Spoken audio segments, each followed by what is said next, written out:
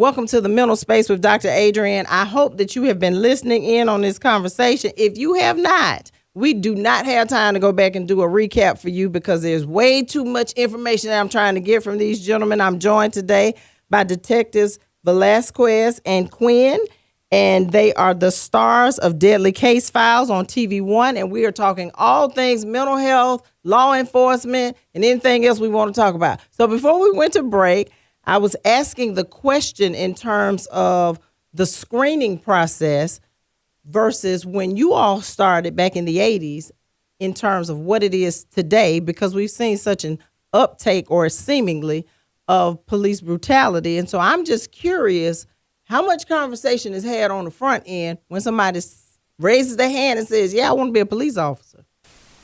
Well, in 1985, there was a psychological exam. That's the first thing that you do. Yeah. You take the psychological. If you pass, I think it's almost like a pass-fail thing. If you passed it, you were sent on to the physical agility test. You had to go run a mile and some other things you had to do in a certain amount of time.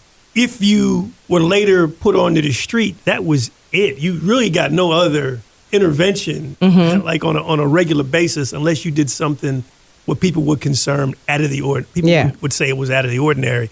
So things have changed in the last 30 years. Me and this guy right here next to me, we've been punched in the mouth. We fought on the schoolyard. We did things in the 70s and 80s coming up that I think made us who we are. This generation's never even received a blow. And so to me, this is just my opinion, I feel like cops, they follow the rule book, which tells them to don't put hands on people anymore. We used to have to physically put you under arrest. Now they have these, I call them ray guns, because I refuse to ever get assigned one of those tasers. I don't like them. But everything was hands-on. They taught you with your hands how to take people into custody. Yeah.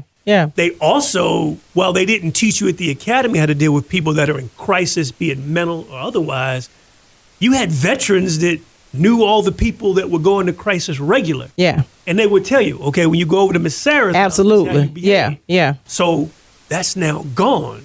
These younger, and I'm not knocking the younger generation because I love them. You know, but we got to help them. 40s. Look, we got to help them, though. I know we got to help them, but what I'm saying is, I don't know if we can get that toothpaste back in there the way we had it. You know what I mean? We cannot. So I really don't like that the police department's not hands-on anymore. Whereas I see now, and in particular, Sonia Massey, I had a million of those Sonia Massey calls before with the boiling water, a knife, a brick, a screwdriver.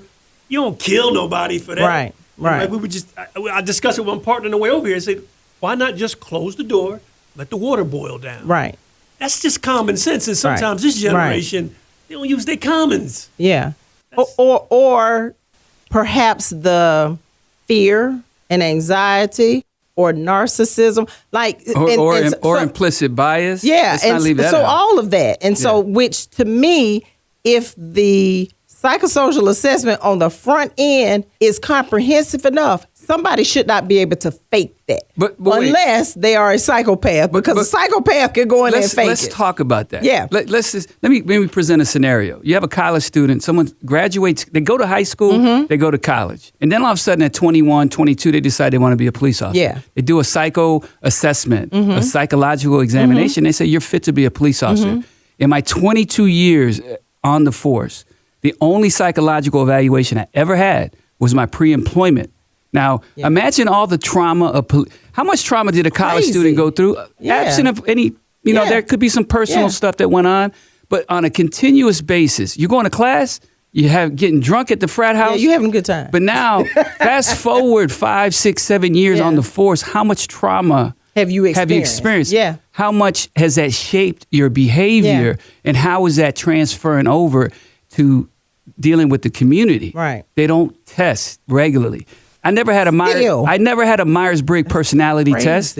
I guarantee you. Yeah, that should be a part of it. There should be. We should know what type of personalities we have within the department. There should be an ongoing assessment psychologically for police officers. Not just when you're in a shooting. You need to do that before you're in a shooting. Yeah. You know, predictive policing, when they try to predict what crimes may occur, let's try to predict what officers may be more prone to pull their gun and shoot a woman that's holding a pot of water while she's sitting on the kitchen floor. Yeah.